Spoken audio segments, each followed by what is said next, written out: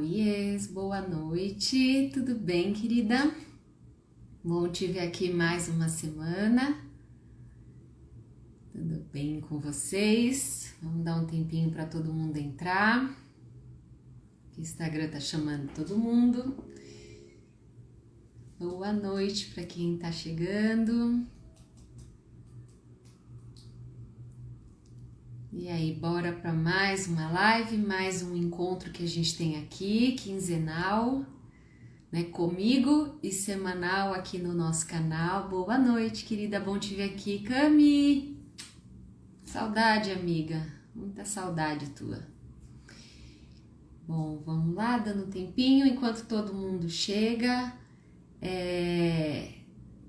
Como muita gente assiste a gente gravado, né? Até porque não tem condição de acompanhar a gente aqui no ao vivo pelo horário. Também tem bastante gente que nos acompanha, que está fora aqui do Brasil, então por conta do fuso não tem como estar presente. Então vou deixar esse recadinho para quem assiste depois. As nossas lives ficam sempre gravadas, que é para um modo que a gente tem de contribuir para um estudo, para rever material, rever conteúdo, porque a gente sabe que às vezes fica um pouco denso, é muita informação em pouco tempo.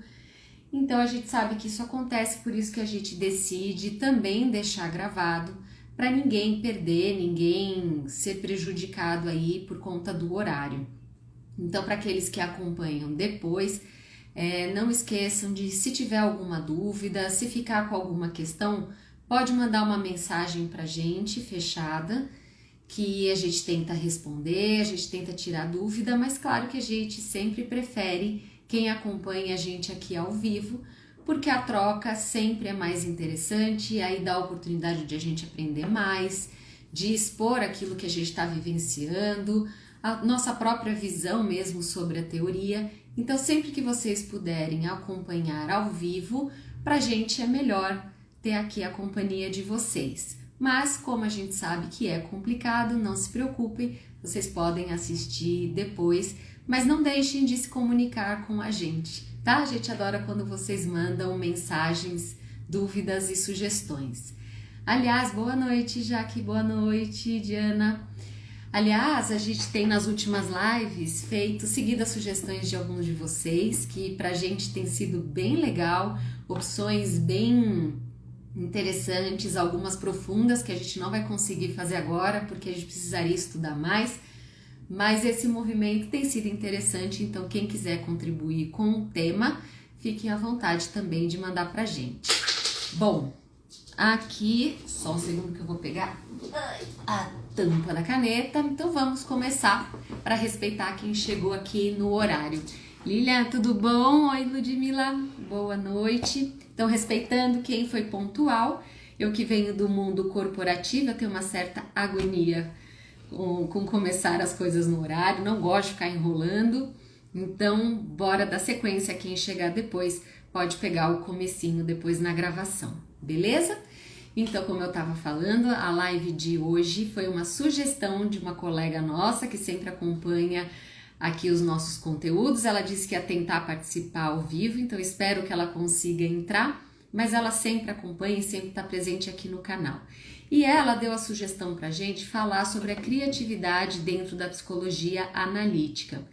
E com base a partir dessa sugestão, eu resolvi fazer um recorte sobre a energia criativa do inconsciente, para a gente abordar a criatividade como um meio de transformação, né, de elaboração dos conteúdos simbólicos da psique.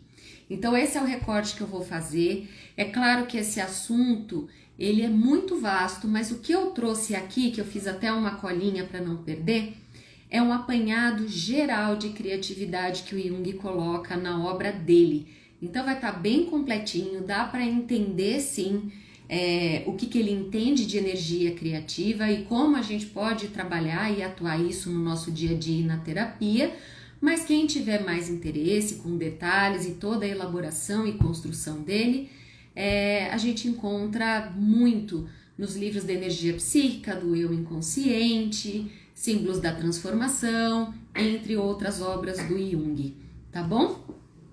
Bom, Eu vou ser um pouco redundante aqui para começar, mas eu acho que vale fazer esse recorte, que é o trabalho com a psique, ele é extremamente profundo e desafiador. Eu adoraria romantizar aqui para vocês, dando passo a passo, falar que é um trabalho lindo, motivar todo mundo a olhar para a psique, trabalhar com a psique, mas seria leviano da minha parte se eu tirasse, né, a importância de se trabalhar com a psique ao mesmo tempo que eu devo colocar aqui que ela é tão importante que ao mesmo tempo ela é tão desafiadora, porque ela é extremamente complexa. Não tem como a gente minimizar, não tem como a gente romantizar, porque de fato é um baita de um trabalho que a gente tem que fazer. Agora, por que que ela é tão profunda e por que que ela é tão desafiadora?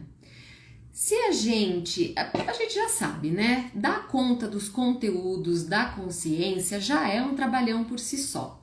Se a gente tenta, né, colocar uma ordem, se a gente tenta trazer um significado para todos esses conteúdos da consciência, então aquilo que eu entendo, aquilo que eu vivo, aquilo que eu já consigo raciocinar, ou aquilo que já está aqui perto, né, no limiar da consciência, que eu já consigo traduzir, eu já consigo colocar em palavra, eu já consigo amarrar algumas ideias trazendo uma linha de raciocínio, isso que faz parte da consciência.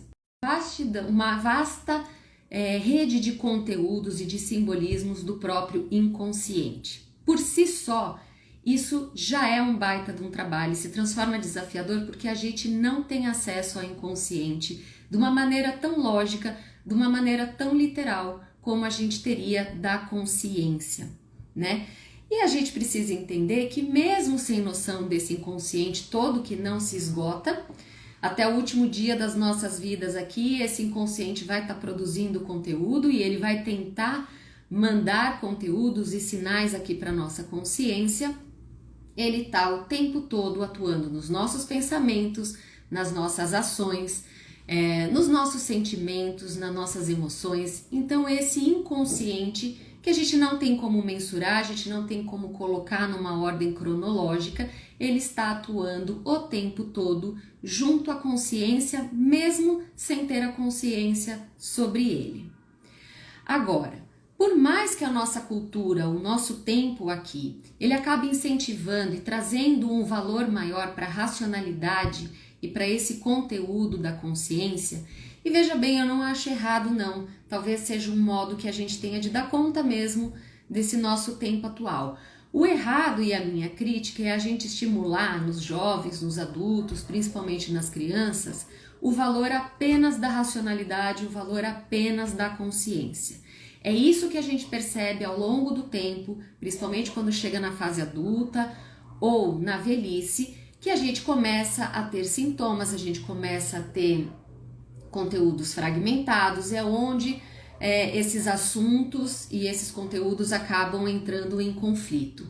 Mas se a gente trabalhasse o mesmo valor que a gente dá para a racionalidade e para a consciência para o inconsciente, a gente teria uma formação natural muito mais profunda dos nossos processos e da nossa atuação diante da nossa vida, da nossa própria história, principalmente ela sendo um ponto de referência do nosso meio que a gente convive. Em outras lives aqui eu já abordei isso, né? Como que a gente entende a nossa psique no meio que a gente vive. Não tem como isolar a família que a gente pertence, o trabalho que a gente atua, o bairro onde a gente mora, a empresa onde a gente trabalha, enfim, todos esses universos coletivos que também vão dando pra gente uma noção de referência, uma noção de personalidade. Mas não é porque a gente, né, a cultura, só põe valor no racional que o inconsciente não está atuando. Eu até julgo aqui que é pelo contrário. Quanto mais a gente só está com a nossa atenção voltada para a consciência e para a racionalidade, mais esse inconsciente vai estar atuando, só que de uma forma sombria. Esse é o princípio da enantiodromia, que eu já falei em lives passadas também, dá para procurar aqui no nosso histórico se alguém não tiver esse conceito. Mas, dentro da psicologia analítica, a gente tem essa ideia da enantiodromia, que são as polaridades. Então, tudo que eu tenho com uma carga de energia e intensidade numa polaridade, necessariamente eu vou ter atuando com a mesma intensidade, com a mesma carga de energia, só que inconsciente, na sua outra polaridade. Então, se a gente tem uma cultura e um tempo atual valorizando muito esse lado da racionalidade, a gente pode imaginar, a gente pode supor o quanto o nosso inconsciente também está atuando nas nossas vidas, só que de uma forma extremamente sombria, lembrando que tem muita coisa boa na sombra, muitas vezes a sombra ela guarda um potencial imenso, ela só precisa ser lapidada, mas por conta da nossa ignorância, pela nossa falta de conhecimento desses conteúdos e esse outro lado da polaridade, vem manifestado aqui para a nossa vida e para a nossa atuação de uma maneira muito mais destrutiva, de uma maneira extremamente agressiva e de uma maneira que acaba prejudicando a nossa vida, nosso pensamento e nossas emoções. Beleza? Até aqui tá dando para entender? Peraí, deixa eu ver aqui que eu não... Como descobrir qual é o arquétipo ativado em um complexo? Essa é uma outra live que a gente fez, mas eu vou tentar abordar no meio do tema aqui, tá bom? Pensando que o arquétipo, ele não tem uma forma definida, mas ele é um padrão de comportamento e atuação de toda a humanidade, de uma sociedade inteira, né, da existência humana. Quando a gente tem um complexo ativado, a gente tem que entender que o núcleo desse complexo é sempre um arquétipo. Então, você tem que ir através, assim, quando esse arquétipo, quando esse complexo está ativado, ele tem um núcleo, ele tem uma base, ele tem um tema. Esse tema pode estar ligado a um arquétipo, tá? Lembrando que o arquétipo, até foi uma live que o Daniel fez na semana passada, ele não é algo como a gente vê muito aí na internet, alguns profissionais falando, que a gente pode acessar diretamente, que a gente pode tomar posse dele.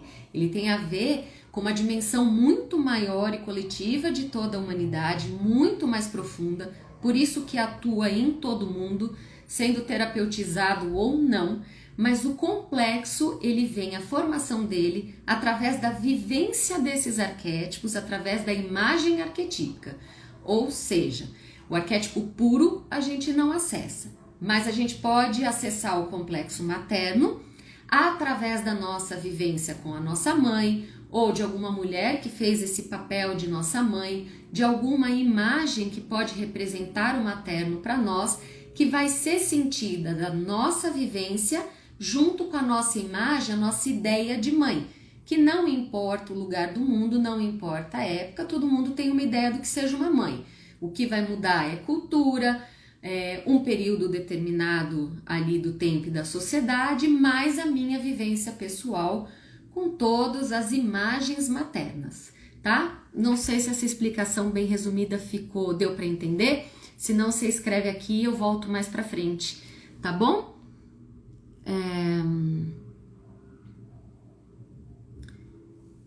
Essa outra live do arquétipo, eu acho que foi a da última semana do Daniel, mas a gente vem falando já em algumas, depois a gente coloca em mensagens, tá? Bom, eu acho que até aqui tá dando para entender, então eu vou seguir, qualquer coisa vocês me param, tá bom? Então, trabalhar com os conteúdos da nossa psique exige muito da nossa libido. Esse é um outro termo que gera um pouco de confusão quando a gente começa a estudar a psicologia analítica, porque a libido para o Jung é energia psíquica. Ou seja, toda energia que move, que dá movimento, que dá criação para nós na nossa vida, ou seja, para o nosso físico, para a nossa mente, para as nossas emoções, para os nossos sentimentos, tudo isso é cheio, né? Ele tem como uma base, ele é carregado de energia psíquica. Senão a gente não conseguiria, através dessa energia, transformar esses conteúdos em vivências. Só que o Jung, ele coloca que essa energia psíquica, que é essa libido, ela atua tanto na gente quanto na formação em tudo da natureza, no universo inteiro. Por isso que ela é uma energia extremamente profunda, mas extremamente, vou colocar extremamente coletiva, apesar que o coletivo ele já dá a dimensão de grande, porque ele atua em todo o universo, nosso interior e nosso em relação ao universo. Então, trabalhar com os conteúdos da psique exige muito da nossa libido, da nossa energia psíquica, porque já que ela move tudo em nós, a gente tem a possibilidade de fazer a elaboração e a transformação, ou até em algumas traduções ele coloca a integração de alguns conteúdos da psique. Por que eu coloquei esse lance da tradução? Porque em algumas partes da teoria do Jung, ele coloca que a gente integra os conteúdos do inconsciente. Não necessariamente a gente vai conseguir integrar todos os conteúdos sombrios do inconsciente, ou seja, trazer para a consciência. Alguns a gente vai ter que fazer uma manutenção, uma transformação, às vezes até suportar alguns dos conteúdos, mas o integrar no sentido de se dissolver e transformar tudo em conteúdo da consciência, não necessariamente a gente vai conseguir fazer tudo o tempo todo, tá? Agora, é essencial a gente aprender a lidar com a fala, com a linguagem desse inconsciente. Por quê? A gente precisa decifrar os sinais e as mensagens que a nossa psique manda o tempo todo, e ela manda o tempo todo. A diferença ou o obstáculo está em a gente parar e conseguir entender quando essas mensagens ou quando esses sinais estão vindo à tona. O trabalho sempre vai ser do ego. O self, ele já é. Então, ele tenta mandar os conteúdos e o ego tem que fazer o trabalho dessa tradução e dessa elaboração. Então, se a gente quer buscar um caminho do autoconhecimento, se a gente quer ir atrás do sentido da vida ou sentido das situações da nossa vida, a gente tem que aprender a reconhecer esses sinais e essas mensagens. Por que que a gente acaba sentindo dificuldade nesse processo e nessa elaboração? Porque se a gente tentar pegar todos esses conteúdos e simplesmente traduzir da forma que a consciência traduz tudo o que acontece no mundo aqui fora, de repente a mensagem vai ser truncada e a gente vai ficar com aquela sensação de que não está entendendo os sinais. Porque a mensagem do inconsciente, a linguagem do inconsciente, ela é simbólica. Ela fala através de metáforas. Ela traz uma linguagem como se fosse uma língua diferente, que a gente tem que ter paciência, que a gente tem que escutar e que a gente tem que aprender a falar a linguagem dele para conseguir entender a mensagem que ele quer passar. Não é a linguagem do nosso ego, não é a linguagem da nossa racionalidade. E talvez esse seja o grande erro que a gente tem em processos terapêuticos, onde a gente quer pegar um conteúdo simbólico e tentar colocar num Excel ali, trazendo interpretações, tentando encaixar nesse mundo aqui um conteúdo ou de repente uma imagem que está querendo falar muito mais. Se ela tem uma linguagem simbólica, ou seja, uma linguagem subjetiva, a gente não pode esquecer que todo símbolo ele carrega um conteúdo que vai muito além daquele literal, vai muito além do material, vai além daquilo que eu consigo enxergar como primeiro impacto. Então, se eu olho para um símbolo, que pode vir através do meu sonho, ou se eu olho através de um sintoma, eu pego um sintoma do meu corpo e eu tento olhar para ele como um negócio concreto, algo fechado, talvez eu não consiga decifrar o para que ele veio para mim através de sonho ou ele está vindo para mim através de manifestações de sintomas, que podem ser físicos ou emocionais. Certo? Então ele traz um significado que vai muito além de algo imediato. E se a gente precisa decifrar essa linguagem simbólica, a gente precisa se abrir para um relacionamento com esse símbolo. Ou seja, não dá para eu olhar e tentar decifrar de imediato. Eu preciso olhar para aquele símbolo, naturalmente eu vou puxar associações de algo que eu já reconheço, mas mais do que isso, eu preciso ficar com essa imagem, ficar com esse símbolo, entender como que aquilo me afeta, lembrando que toda carga de afeto é tudo aquilo que nos afeta, positivo ou negativamente, mas é tudo que nos afeta. Para a gente ter a dimensão do símbolo, a gente precisa se relacionar com aquela imagem, ampliando tudo aquilo que, como os nossos sentidos se relacionam, como eu consigo traduzir com aquilo que eu já vivenciei e principalmente a impressão daquela imagem ou daquela situação naquele meu momento de vida. A psique, ela opera em imagens, então as imagens são carregadas sempre de afetos e símbolos. Então, se eu quero olhar para a psique, eu preciso aprender a ter um olhar subjetivo. Eu preciso parar com a mania de fugir do símbolo, colocando uma literalidade, de fugir da ação simbólica, tentando reduzir num sentido ali objetivo, reduzir num significado, né? Então isso quer dizer aquilo, uma dor ali quer dizer aquela lá.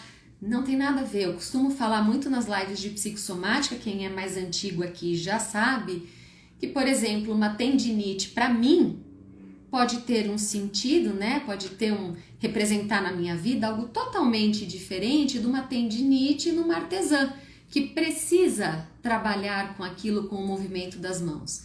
Da mesma forma, eu ficar sem voz tem um sentido, um significado muito diferente do que alguém, sei lá, que é advogado e que pode trabalhar mandando um e-mail. Então a gente pode olhar também os sintomas com algo que representa além. É só perder uma voz? É só perder uma voz.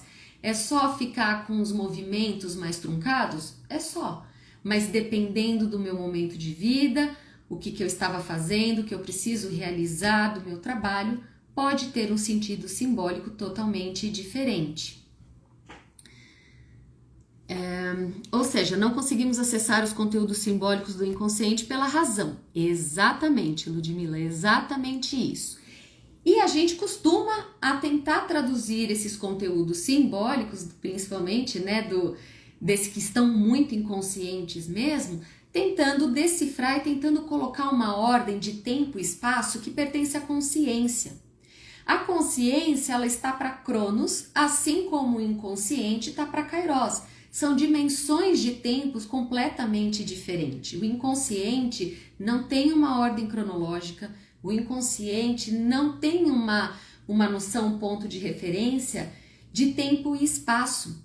Então, se a gente quer colocar esse comando cronológico ou de tempo e espaço em conteúdos do inconsciente, a gente pode tornar esse conteúdo raso ou incompleto. Então, a gente precisa tomar cuidado com isso. O Jung, na sua obra, principalmente eu acho que foi no livro da energia psíquica, ele coloca a criatividade como algo muito próximo ao instinto. E isso que é interessante a gente trazer aqui para essa live. Se a criatividade está muito próxima ao instinto, o que ele está querendo dizer? Que essa dimensão da criatividade está disponível para todo mundo. Então, ele vem com uma força, com um potencial que a gente tem que acessar como algo inerente à raça humana. A consciência humana, ela depende também da própria evolução dessa criatividade. Só que a gente, por algum motivo, tirou a criatividade desse algo natural, desse algo que pode ser básico e que pode fazer uma manutenção não só da nossa saúde, mas da nossa sobrevivência. Então, o Jung ele coloca que a gente tem 5 instintos básicos atuando na nossa psique e na nossa vida. Eu fiz uma colinha aqui, porque senão eu não ia lembrar. O instinto da autoconservação, né, ligado à fome, à nutrição. O instinto da sexualidade. O instinto da atividade, que pode ser luta, pode ser uma luta para a sobrevivência, pode ser uma fuga, mas também pode ser a agressividade. É legal a gente olhar a agressividade como um modo de reação instintivo também.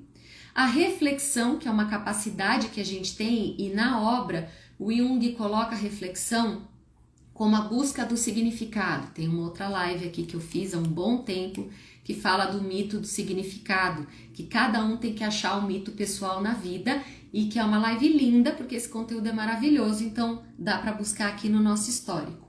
Mas ele coloca essa capacidade da reflexão também como uma reflexão de uma atitude religiosa. Para quem é novo aqui, a atitude religiosa não é necessariamente falando da religião, mas ele coloca a atitude religiosa como uma atitude de respeito a algo que está além de nós mesmos, de algo que pertence, que está além do nosso ego, além do nosso dia a dia, além até do que a gente pode compreender.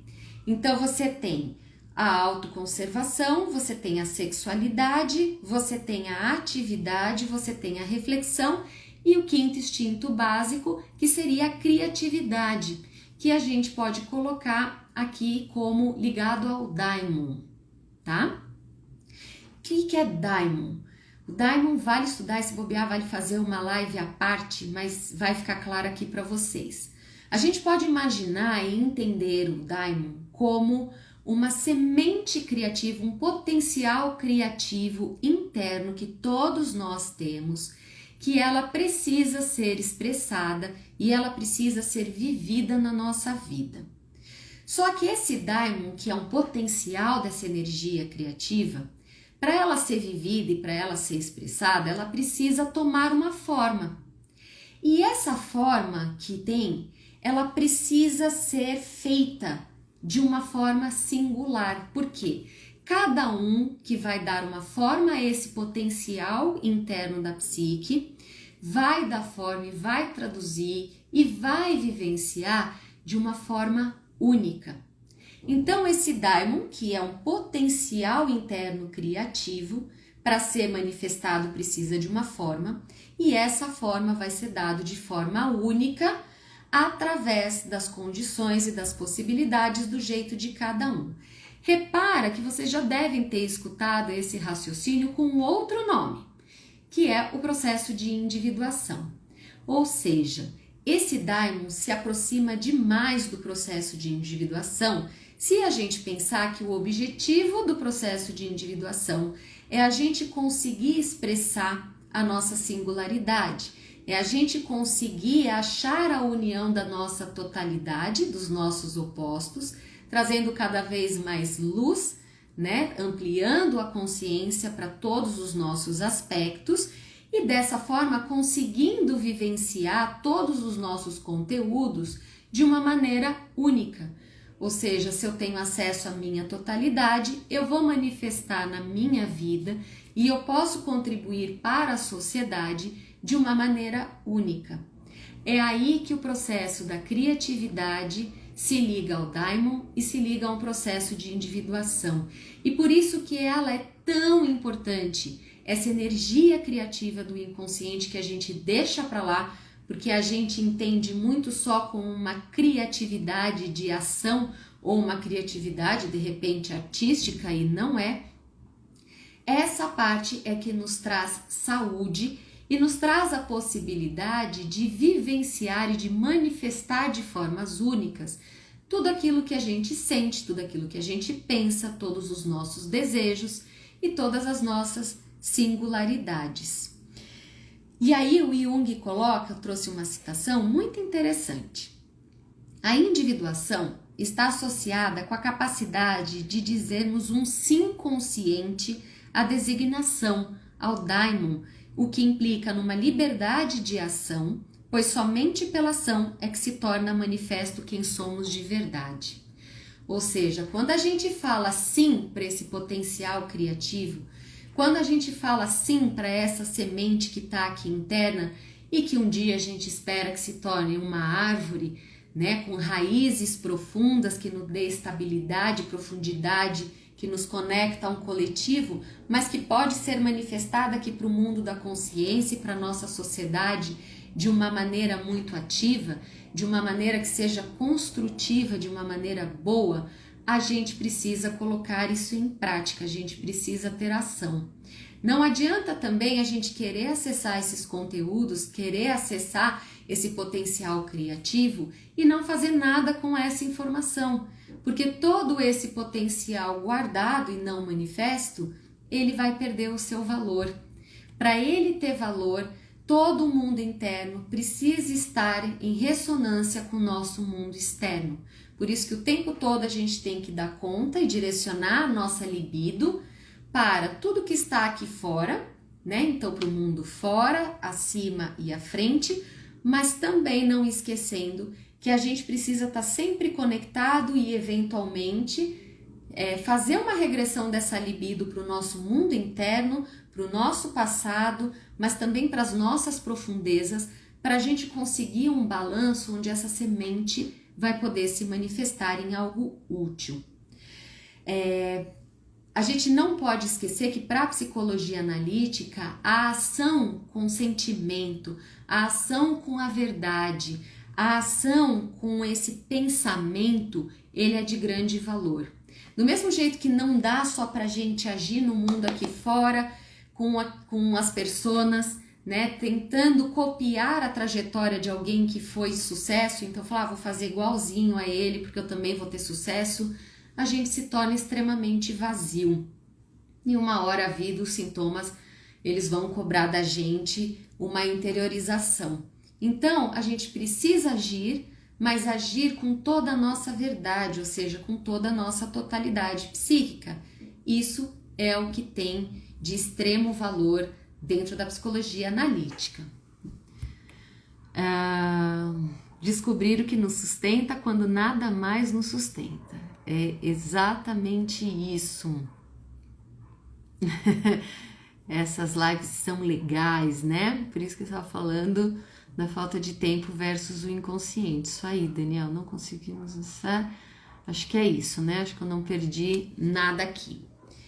E aí, tem uma frase do Jung que eu anotei no meu caderno quando estava estudando, só que eu não anotei da onde que ele falou. Isso acontece muito comigo, mas eu juro que é do Jung, não foi inventada minha. Mas ele fala assim, eu até resgatei. Ele fala, se você não tem absolutamente nada para criar, então talvez você crie a si próprio. E é interessante a gente pensar nessa frase, porque ele coloca essa dimensão de que às vezes a gente está só voltado para o mundo aqui fora, criando, mas a gente vai sentindo um vazio cada vez maior. Quando a gente perde um pouco o sentido dessa criação do mundo aqui fora, ou quando a gente já acha que esse mundo aqui fora esgotou, que não traz nada de novo, ou que eu não estou curtindo muito o que está acontecendo aqui, que eu estou desconectado com essa minha vida, ela não está sendo mais prazerosa, talvez nesse momento, por uma perfeita ordem do absoluto, a nossa energia psíquica, a nossa libido vai ser voltada para dentro de uma forma forçada, pedindo para que talvez então a gente se preocupe menos em criar algo do mundo externo, mas para criar a si próprio. Ou seja, para a gente conseguir dar forma e conseguir lapidar tudo que passa dentro da nossa alma. Esse é um trabalho muito bonito. É quando a gente dá conta do mundo aqui fora, porque afinal estamos encarnados aqui, estamos vivendo aqui, precisamos sim dar conta desse mundo. Mas se a gente, mesmo assim, se a gente não tem nada para fazer aqui fora, você pode ter certeza que você tem um grande trabalho para fazer de criar a si próprio. E quando a gente coloca essa criação do mundo externo com conteúdos que nos traduzem, conteúdos que acabam entrando em sintonia com a nossa essência, é onde a gente vai trazendo valor para a nossa atuação aqui na sociedade. Mas sem esquecer que além de criar no mundo aqui fora, a gente precisa criar si próprio, a gente precisa criar o nosso mundo interno, o nosso reconhecimento também. Gente, a gente não pode esquecer, nós somos seres que precisamos realizar. Quando Jung coloca, né, ele faz a metáfora do sol, do nascer do sol, sol do meio-dia e o pôr do sol, ele não desconsidera que no nosso processo de individuação, a gente tem uma fase que a gente precisa criar, a gente precisa realizar nessa vida aqui fora. A diferença é que na primeira metade da vida, a gente realiza apenas a nossa imagem aqui no exterior. Agora, quando a gente está na segunda metade da vida, a gente continua a se realizar, mas é uma realização diferente. é colocando um algo a mais, é mudando a nossa visão para a nossa realização aqui do mundo. Enquanto a gente realiza coisas na primeira metade da vida, na segunda a gente se realiza. Então, em todo o processo, a gente não vai poder fugir de realizações. Então, a gente precisa ter ações no mundo externo, mas principalmente também a gente precisa ter ações no nosso mundo interno, da nossa própria vida. Todo o potencial para a realização existe, né? A gente nasce com esse potencial de realização. Só que se a gente não age, se a gente não dá forma, se a gente não transforma, se a gente não amplia, todo esse processo perde valor. E o valor é o valor da realização. O valor é justamente a meta do significado. É tão bonito a gente ver na criança, né, que ela está construindo ainda a capacidade egóica dela, mas então ela está muito mais inserida e mergulhada no inconsciente. Quando a gente percebe na criança esse potencial, a gente vê que a vida dela vai até fluindo, né? Porque ela tem esse potencial criativo. O próprio trabalho da imaginação da criança ou da elaboração daquilo que desagradou através de um choro, de uma raiva, de uma manifestação de algo que ela não curtiu, ela está tendo uma manifestação criativa de algo que ela não consegue traduzir e muitas vezes ela não consegue racionalizar daquilo que está acontecendo.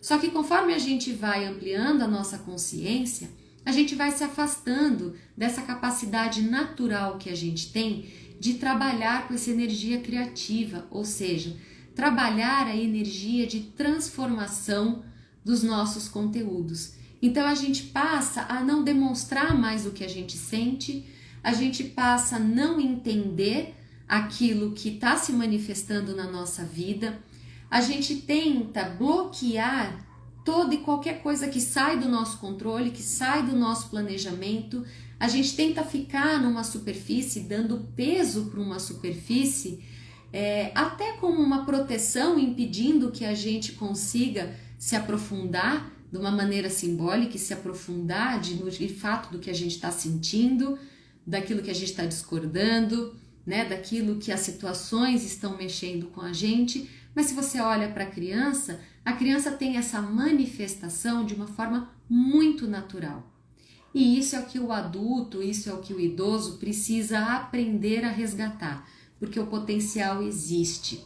A diferença da criança para o adulto é a capacidade de realização, mas a capacidade de transformação, a capacidade de ter essa energia criativa atuante, ela é igual para todos, porque ela está ligada ao nosso instinto, ou seja, está disponível como potencial e todo mundo pode ter acesso. O Valdemar colocou num dos artigos dele, o Valdemar Magaldi, que ele fala sobre, eu acho que é sobre contos de fadas, eu acho que é esse o artigo. Ele fala uma coisa muito interessante que eu queria trazer aqui. Ele coloca que a falta de criatividade, ou seja, a falta de ações criadoras, ele coloca criatividade como criar mais atividade. Então, a falta de criatividade, ou seja, a falta de ações criadoras, de se sentir capaz de criar algo, pode causar frustrações. Estas são advindas da não concretização de desejos ou expectativas egóicas. Já a fantasia e as fantasias, no geral, tão importante quanto a criatividade, quando em escassez, pode servir como gatilho disparador do desânimo. Quantos sintomas a gente percebe na vida do adulto? Hoje, cada vez mais cedo, eu atendo adolescentes que já estão sofrendo com esse desânimo, não sabendo lidar com as frustrações, porque perderam a capacidade de elaboração e de transformação desses conteúdos, ou seja, de eu entender que o que está acontecendo aqui fora não reflete o que eu gostaria, aí eu não consigo lidar com a frustração. Se eu não lido com a frustração, eu não consigo assumir a dimensão do que aquela desarmonia ou do que aquela minha mágoa, da minha própria frustração mesmo significa para mim. e aí eu não transformo a situação, eu acabo desistindo. Eu acabo entendendo através de sucessivas frustrações que eu não sou capaz de produzir, que eu não sou capaz de agir de uma forma diferente. Essa capacidade criativa, essa capacidade o me sentir capaz de fazer algo, vai minando a vitalidade das pessoas. Quantos adolescentes e quantos adultos a gente percebe que estão entrando numa crise de ansiedade violenta ou já mergulhando num processo de depressão por não saber lidar com a capacidade de criar algo. E aqui é a pegadinha, você fala, não, mas eles ficam frustrados justamente porque eles querem criar, mas eles não conseguem. Não. A capacidade de criar algo são capacidades que a gente tem de buscar soluções diante da nossa vida, de buscar saídas, de buscar alternativas. Quando a pessoa ela não se sente capaz de ampliar, né? Puta, não deu certo aqui, eu vou tentar aqui. Dessa forma não rolou, eu vou mudar desse jeito. Quando ela perde essa capacidade, é que ela se sente frustrada. Hoje, os adolescentes e os adultos estão vivendo num estado de neurose, ou seja, num estado de unilateralidade. Eu quero isso, mas eu quero dessa forma e desse jeito. Se alguém me fala um não, ou se a vida me fala um não, eu desisto, porque eu acho que eu não sou capaz, eu acho que aquilo tá errado, ou eu fico com muita raiva, achando que tá todo mundo conspirando contra, só que eu não tenho a saída criativa, eu não tenho a elaboração de alternativas. De repente tá faltando um ajuste, de repente tá faltando lapidar, ou de repente falta eu parar e pensar falando, putz, isso aqui realmente não é a melhor saída, isso aqui tá errado, isso aqui vai me colocar em cilada, mas então eu vou fazer dessa forma, eu vou por esse caminho, eu vou lançar essa outra estratégia. A gente está perdendo a capacidade de pegar essa energia criativa e gerar soluções, gerar alternativas para a nossa vida. Da mesma forma, se eu estou muito com o pé só aqui na consciência, só na racionalidade, extremamente magoado quando o mundo aqui fora ou as pessoas não refletem aquilo que eu imagino, aquilo que eu gostaria de vivenciar, eu vou perdendo a minha conexão com as fantasias e com a capacidade de fantasiar. E a fantasia, a capacidade de fantasiar, não é viver na mentira, mas é conseguir sonhar, é conseguir pensar e imaginar situações diferentes onde lá cabe o meu desejo, lá cabe a minha raiva, lá cabe as manifestações dos meus sentimentos. Se eu perco essa capacidade de fantasiar, eu fico desanimada, porque essa realidade aqui mina a energia vital que eu tenho no meu inconsciente de produção de realidades, produções de vivências diferentes. Então tá vendo como é importante eu fantasiar, assim como é importante eu me sentir capaz de ter alternativas, de conquistar e de transformar situações na minha vida? Se eu vou vivendo só aqui na racionalidade e deixo essas capacidades, né, para escanteio ou guardado no meu quartinho escuro, o quartinho da bagunça, essa vida aqui fora vai ficando cada vez mais pobre de conteúdos, cada vez mais escassa de conteúdos simbólicos. Ou seja, ela fica algo concreto e a vida não é concreta, a vida não é estática.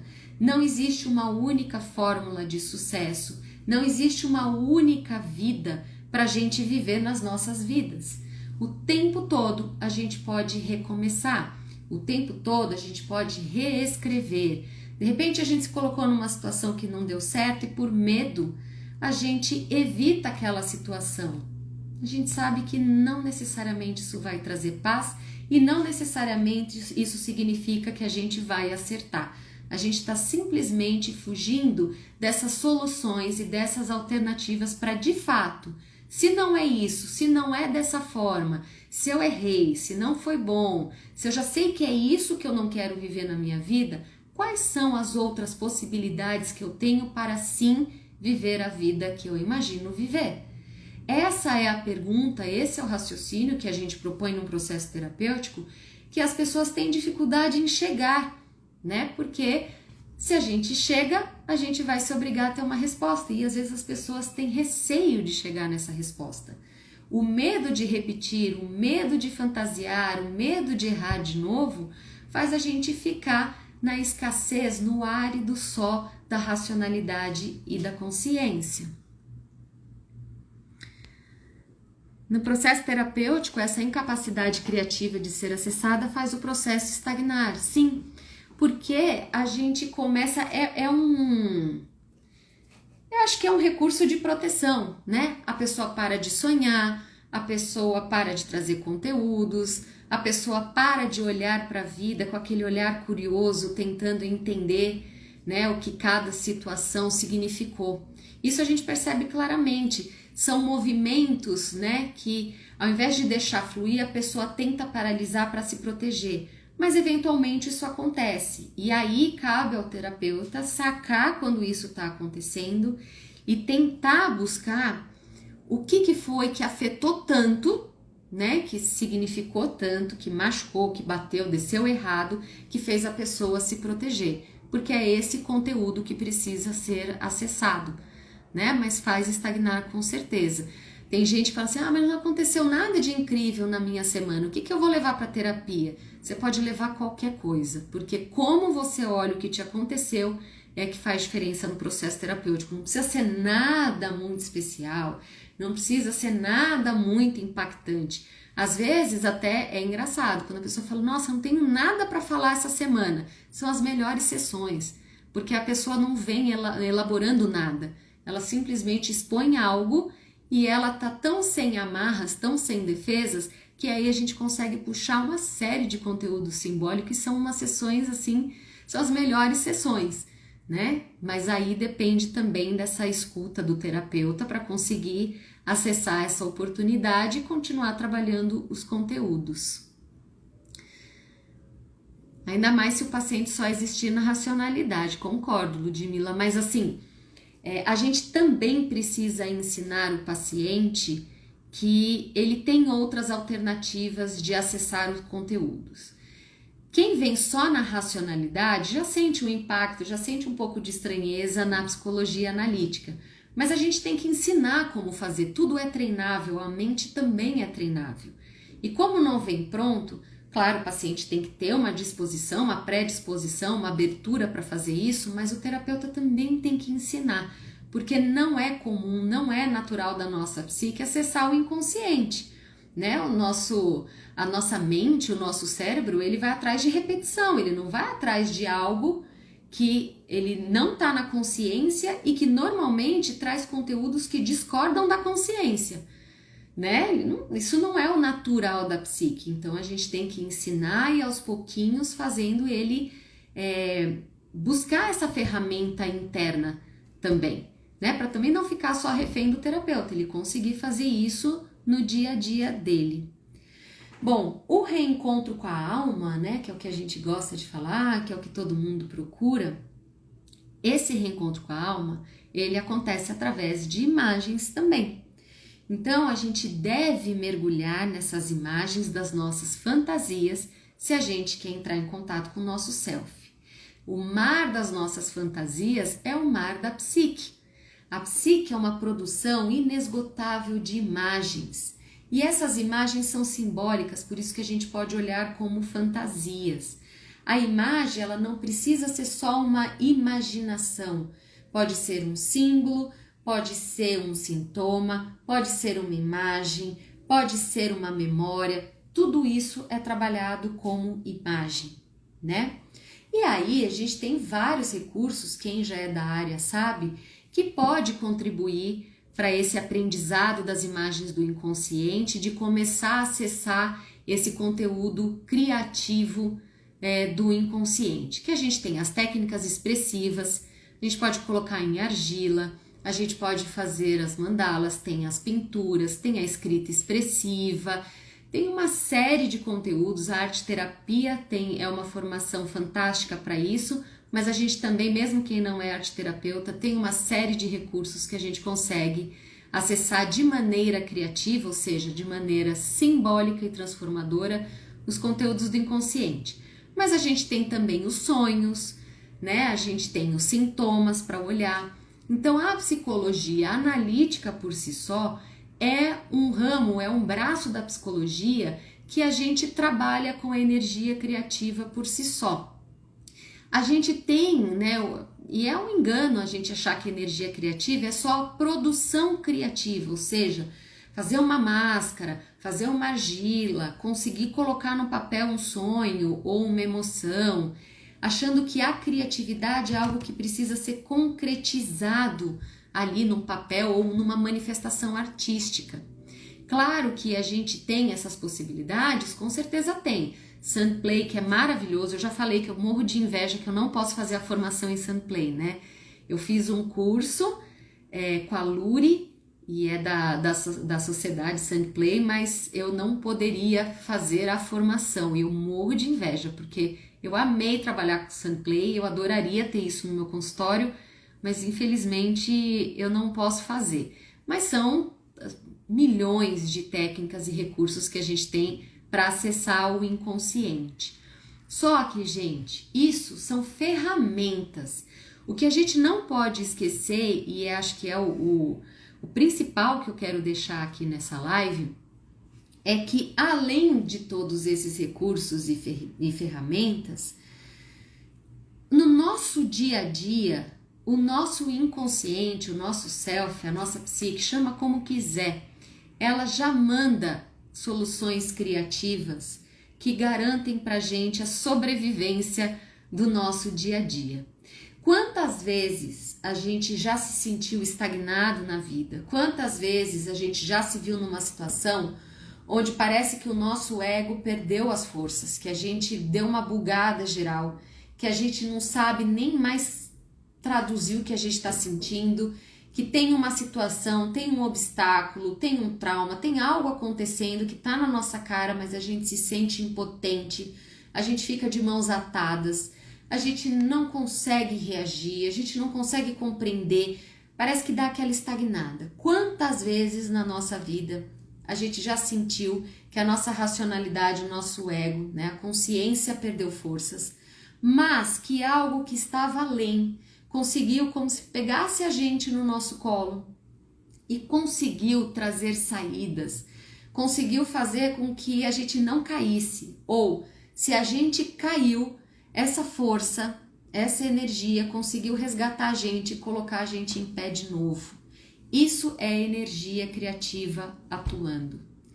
E até foi engraçado que hoje, numa sessão que eu fiz com uma paciente, até eu brinquei com ela, eu falei, vou treinar a live aqui com você. Porque ela colocou lá uma questão e a gente falou um pouco sobre isso, né? É interessante a gente olhar tudo que a gente vivenciou, a nossa história, né? Quem a gente foi a cada momento da nossa vida, mas com uma visão de quais foram as saídas, quais foram os nossos mecanismos de sobrevivência a cada situação. Porque às vezes, olha que louco, né? Às vezes a situação foi tão punk que se a gente olha, né, de forma crua ali, você fala, cara, como que eu consegui sair daquela? Como que eu consegui fazer alguma coisa? Eu não tinha recurso, não tinha preparo, não tive ajuda, mas olha, a gente está aqui hoje, então assim, algo aconteceu, algo a gente conseguiu fazer. Foi uma estratégia disponível ali? Foi uma estratégia de sobrevivência? Foi, mas isso garantiu com que a gente estivesse aqui hoje, ou seja, a gente teve uma saída dentro do que era possível, dentro do que a gente sabia fazer para aquela situação. O que a gente precisa olhar no dia de hoje para o futuro é que assim, a gente tem esses recursos, né? Nossas saídas criativas foram aquelas. Mas hoje o cenário mudou, as circunstâncias mudaram e de repente esse nosso comportamento, essa nossa solução criativa se torna tão um comportamento fechado que a gente continua atuando da mesma forma sem necessidade. É onde a gente começa até a se identificar com a nossa persona e a gente não muda um padrão de comportamento, a gente não se permite ter novas saídas criativas e a gente percebe que a vida fica estranho. É como se falasse assim, eu não me reconheço mais dentro dessa conduta no hoje, mas eu sempre fui assim. Por quê? essa capacidade, essa energia criativa, ela é infinita. Tudo que pertence ao inconsciente é infinito. Então é legal a gente ver o que a gente fez, conscientemente ou não, em determinado momento da vida, mas parar e se questionar, cara, será que só existe essa possibilidade mesmo? Ou eu posso deixar abrir esse fluxo do meu inconsciente e permitir que ele mande novas soluções para mim, novas soluções para o problema? Essa é a saída criativa do inconsciente. São situações, são alternativas, são possibilidades que a gente não precisa descobrir uma que deu certo e ficar com essa única saída o tempo todo. Então é interessante pensar em energia criativa através das técnicas, com certeza. Tem muito trabalho para ser feito através das ferramentas, sim, e dão efeito, tem efeito legal, dão resultado. Só que a energia criativa, por ela ser instintiva, ela não depende de uma ferramenta para se manifestar. Se a gente breca essa energia criativa, essas ferramentas ajudam a gente a entrar em contato de novo e a destravar. É como se a gente tirasse a tampa, tirasse de repente a pressão aos pouquinhos para fazer essa energia fluir novamente. Só que se ela é instintiva, assim como a sexualidade, assim como os nossos mecanismos de defesa, assim como nossa reflexão, toda vez que a gente tenta brecar algo instintivo, a gente está vivendo de uma forma antinatural. Vivendo de uma forma antinatural, a gente vai adoecer. Para a criatividade é a mesma coisa. Então, o tempo todo, a gente tem que parar e deixar esses conteúdos do inconsciente virem à tona. De se perguntar, mas será que tem uma outra alternativa? Será que tem uma outra possibilidade? Será que eu consigo olhar para essa situação de uma maneira diferente, né? Mudar a minha cadeira para ver se eu consigo enxergar a situação de outra forma? Isso é entrar em sintonia, isso é entrar num fluxo do inconsciente. Onde a gente erra, mas assim, erra bonito, principalmente quando a gente se apaixona pelos recursos expressivos. A gente sabe que é legal porque acessa esses conteúdos, a gente percebe, é nítido que tem esse resultado, mas aí a gente quer interpretar esses conteúdos que vêm das técnicas de uma maneira racional. Ou eu pego o sonho e tento interpretar o sonho de uma maneira fechada. Eu corto o fluxo dessa solução criativa. Eu preciso deixar o inconsciente falar. Essa mensagem, essa imagem do inconsciente precisa permanecer comigo, na minha vida, nas minhas emoções, para a consciência começar a dar conta do que aquela imagem representa, qual o convite que ela está fazendo para mim, mesmo que a mensagem seja horrorosa, mesmo que a imagem que venha para mim seja uma imagem de dor. Ela está tentando mostrar saídas, está tentando mostrar algo diferente do que minha racionalidade olha e traduz, olha e traduz. Agora, a gente erra, né? A gente ama estudar Jung porque ele dá essa liberdade do inconsciente, ele fala pra gente acessar o nosso self, ele fala de uma totalidade, mas a gente quer colocar o inconsciente num potinho, a gente quer trabalhar os conteúdos do inconsciente numa fórmula exata. Não vai dar certo. Isso é se enganar, isso é se iludir, é ficar num raso achando que esse raso representa o meu profundo. Não, isso é vaidade. Isso a gente pode até manipular os conteúdos do inconsciente dessa forma para ficar numa zona de conforto egóico. E aí isso não é acessar o inconsciente. Então, para ter acesso à energia criativa, eu preciso entrar no fluxo do inconsciente. Para entrar no fluxo do inconsciente, eu preciso deixar ele se manifestar. E ele vai se manifestar de N formas. Sonhos complexos, sintomas, cargas de afeto, muita raiva, muito amor, tudo, né? Ele vai dar um jeitinho de se manifestar. A consciência tem que estar vigilante, né? Conseguir dialogar com tudo isso que vem e achar essa terceira via. A terceira via é a solução criativa. A terceira via é eu pegar isso que veio de uma forma que eu não entendo muito bem do inconsciente, com o olhar da minha consciência, tentando fazer esse diálogo e compreender essas possibilidades que o inconsciente está manifestando para mim e achar uma forma de realizar. Essa forma de realizar é a função transcendente. Ela que é a capacidade transformadora da consciência, porque quem vai realizar é a consciência. O inconsciente só vai manifestar. A forma, a realização é a consciência que faz. Isso ficou claro para vocês ou tá ficando bem confuso? Vocês escrevem aqui para mim, tá? Se não, dou um jeito de explicar de uma outra forma. Agora, o grande problema é que a gente trava esse processo, né? O problema, o ego quer mandar em tudo, inclusive no inconsciente. Aí a gente se torna, né? A gente quer achar que a gente já, o inconsciente está na minha mão. A gente se acha super inteligente, super mais evoluído, porque a gente já acessou mais conteúdos que, de repente, o nosso companheiro não acessou, então a gente já está muito mais à frente dele. Não, isso é mentira, tá? O tempo todo a gente tem trabalho para fazer e não é o ego que vai conseguir capturar o inconsciente. O ego vai dar passagem para esse inconsciente se manifestar com um certo discernimento, né? Com a discriminação egóica, que é o que a gente já tem capacidade para fazer. Então, se deixamos a libido disponível para a ação, a gente não veta a função transcendente, a função criativa da psique, certo? Quando a gente tem essa manifestação criativa da psique, a gente está liberada para transformação e elaboração desses conteúdos da psique. Então, a criatividade dentro da psicologia analítica é algo que está disponível para todo mundo, faz parte do nosso instinto, tem a ver com a manutenção da nossa libido, ou seja, da nossa energia psíquica. A gente precisa disso para sentir mais energia psíquica, fazendo a transformação de todos os conteúdos. Não adianta a gente brecar, e isso que garante, né, acessar o nosso daimon, que faz parte do nosso processo de individuação.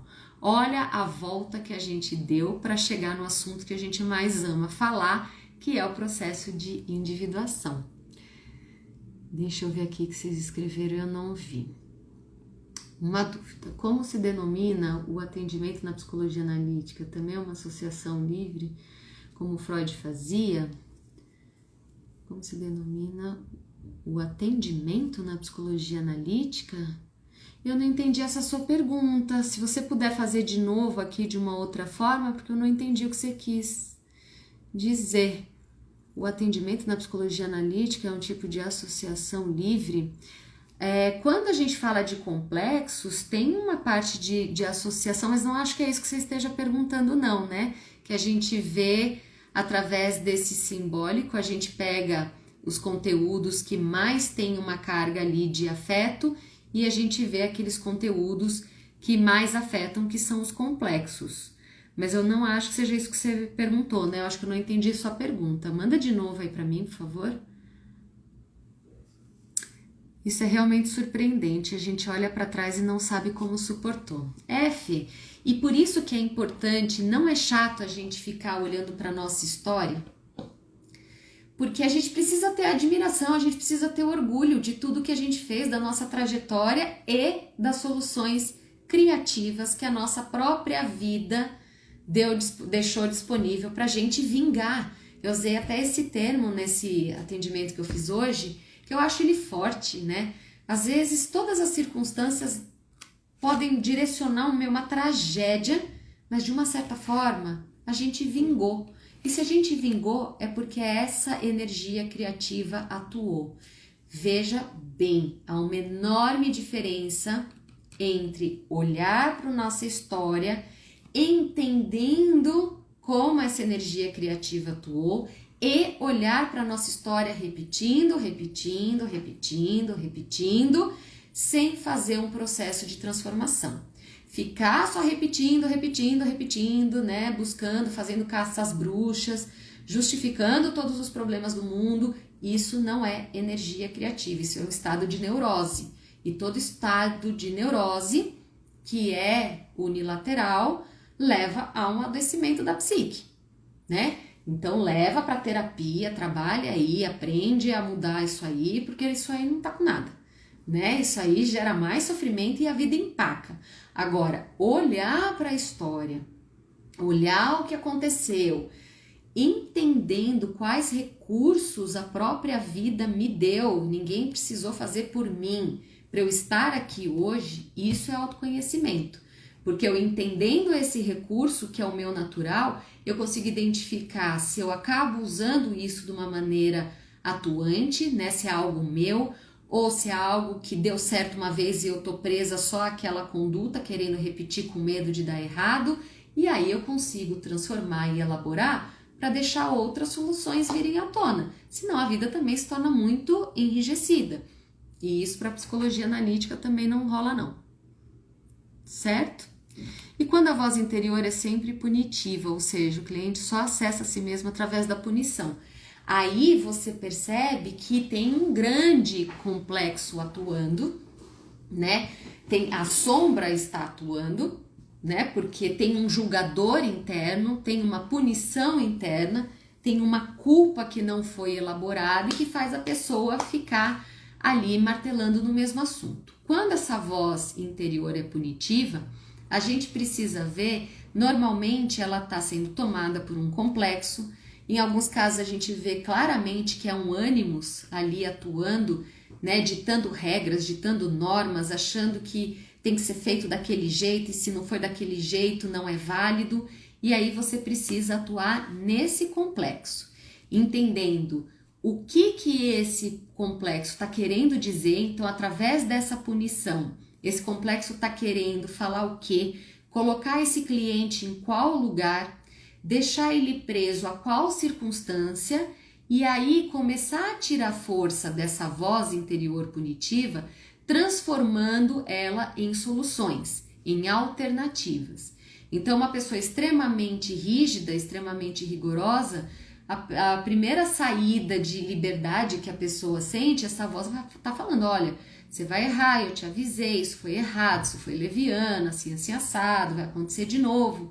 E aí você tenta traduzir simbolicamente para que aquela voz está ali repetindo. Às vezes ela está impedindo de você se liberar e ter que romper com uma série de padrões do passado. E aí é melhor ficar aqui punindo do que você tentar uma vida nova. Aí tem uma live que eu acho que é a live que eu fiz na semana 15 dias atrás, que ele fala dessas histórias que às vezes a gente não quer repetir o complexo, mas a gente acha que fazendo o oposto ou não fazendo, a gente está lutando contra o complexo. É mentira. É só um jeito da vozinha interna que impedir de fazer, não deixar de atordoar, mas não deixar você atuar da maneira que você quer, buscando outras soluções. Então, se ele acessa a si mesmo através da punição, conversa com esse agente,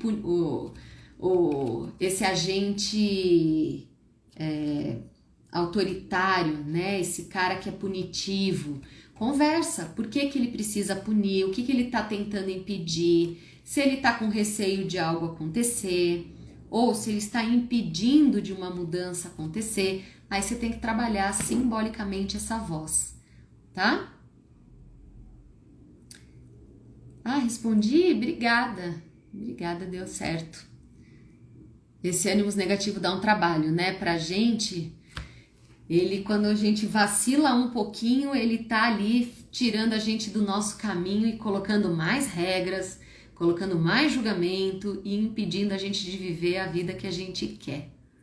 A punição está relacionada à sombra? Eu acredito que sim. Porque qual é o sentido da punição, né? É você trabalhar com sentimento de culpa. É você ficar ali na ferida se culpando por algo que aconteceu, por algo que você fez ou deixou de fazer. Isso é conteúdo sombrio, porque não necessariamente fazer diferente para aquela consciência seria uma boa ideia. Às vezes aquilo transgride tanto, às vezes aquilo mexe com tanta coisa que a possibilidade de liberdade de atuação diferente ela se torna sombria. Então eu acredito que sim, normalmente a punição ela vem com uma carga de sombra sim. Se alguém achar alguma coisa diferente, por favor, coloca aqui, tá? Mas eu acho que sim. Boa noite. Como vamos saber se estamos acessando adequadamente o inconsciente? Na verdade, esse inconsciente, ele vai se manifestar. A gente não precisa se preocupar muito em acessar. A gente precisa dar passagem. Ele já vai atuar. A diferença é de forma consciente ou de forma inconsciente, ele vai atuar. Normalmente, o inconsciente, ele vem com grande carga de afeto, ou seja, ele nos afeta, ou ele nos surpreende, ou ele nos revolta, ou ele incomoda, ou ele dá aquela euforia. Ele vem sempre com um sentimento que é diferente daquilo que a gente está acostumado a sentir ou a olhar diante de uma situação. Mas não se preocupa em saber que está acessando. Se preocupa em, toda vez que sentir algo, tenta ver o que é aquilo que você está sentindo. E tentar olhar de diferentes maneiras do que você olharia de primeira aqui, que é da sua racionalidade, da sua consciência. Isso, com certeza, você já vai saber que está acessando o inconsciente. Agora, nos termos junguianos, todo sonho é um portal ao nosso inconsciente. Lidar com a nossa sombra, com os nossos complexos, com a ânima e com o ânimos, ele também é um portal do self e ele fala do nosso inconsciente. Essas técnicas expressivas, elas funcionam como essa porta que a gente abre para deixar esses conteúdos virem. No começo, principalmente nessas técnicas, quem não está muito acostumado com esse termo ou não sabe bem como é a manifestação do inconsciente, tende a achar que, será que eu não estou manipulando? Tenta ter um certo receio. Continua fazendo essas atividades que uma hora vai ficar claro que não é a sua consciência que está fazendo. É até engraçado, eu tinha uma paciente que ela era artista. E aí quando eu mandei ela fazer um desenho de uma coisa, foi engraçadíssimo porque ela me olhou com uma cara tipo muito, óbvio que eu vou fazer, né? E não saiu nada do que ela imaginava. Perto dos padrões de uma artista, aquele desenho tava engraçadíssimo, né? E ela ficou extremamente incomodada, porque como se ela tivesse errado. E ela não errou. Acontece que racionalmente ela queria colocar uma coisa no papel com técnica e tudo. Só que o inconsciente dela ali atuou de uma forma que ela borrou, ela esqueceu detalhes da imagem, saiu uma coisa completamente diferente daquilo que ela queria colocar. E aí a gente trabalhou esses conteúdos, não só o que de fato faltou no desenho, mas como ela se sentiu, e ali era evidente que era o inconsciente dela atuando. Então não se preocupa que o inconsciente toda hora está atuando na gente, só dá passagem para sentir de formas diferentes, olhar de formas diferentes, pensar de formas diferentes. Aí você vai ter certeza que está acessando o inconsciente. Pô, Fê, a tua mãe é querida, né? Muito obrigada. Vou terminar a noite sendo chamada de linda. Sucesso, ganhei a noite. Aliás, eu ganhei a noite 2 vezes, né? Por você que tá se cuidando e tá seguindo aí, cuidando da saúde mental e da saúde física, e tua mãe me chamando de linda. Ganhei a noite com vocês duas. Amei, amei. Eu acho que é isso, galera. Alguém tem mais alguma dúvida? Alguém tem mais algum questionamento? Me fala se ficou herança psíquica. Será que a gente tem, Daniel? A gente fala, eu lembro que no começo eu falei de uma live, mas putz, eu acho que foi na pandemia que eu falei sobre esses padrões de comportamentos e de padrões que a gente tem, que são os próprios complexos atuando. Dá uma olhada. Eu acho que foi a minha última live, que foi 15 dias atrás, que... Peraí que eu tô com a minha colinha aqui, eu já respondo. Não, há 15 dias atrás eu falei sobre o espírito do tempo e espírito das profundezas, não é essa. Então, há 1 mês atrás, eu fiz uma live que chamava Quando o Passado nos Afasta do Futuro que Imaginamos para Nós Mesmos, que eu falo das redes de complexo que adoecem emoções e a nossa própria história. Nessa live, eu explico como que se dá essa essa manutenção da herança psíquica. Vê se essa live já ajuda um pouquinho nesse conteúdo. Se não, a gente procura em lives antigas, porque vira e mexe a gente fala sobre isso, mas às vezes está junto com outros temas. Então procura essa minha live de um mês atrás, que já a gente aborda esse tema, mas com certeza também a gente falou em algum outro momento, só que são lives mais antigas. E aí qualquer coisa a gente busca também, tá, Cíntia? Mas aí tem, tá? Pode procurar de um mês atrás. Esse é o orgulho da terapeuta. Ganhou muitas estrelinhas, muitas. É isso, galera. Boa noite para todo mundo. Uma excelente semana. Espero ter conseguido abordar o tema da criatividade, da energia criativa atuando. Não sei se quem pediu queria mais que eu entrasse nas técnicas expressivas. Eu acho que até eu já falei isso numa live lá atrás, mas não adianta a gente olhar para as técnicas expressivas, para ferramentas, se a gente não entender que essa energia criativa ela vai atuar com ou sem ferramentas, tá bom? Porque as grandes mudanças da nossa vida acontecem no dia a dia, não é uma vez por semana no consultório. Então não vamos ficar reféns só daquilo que é muito bom, que ajuda muito. Vamos buscar as saídas, vamos buscar a nossa rede de apoio com as nossas próprias ferramentas no nosso dia a dia. Esse é o nosso papel aqui no Conhecendo Jung.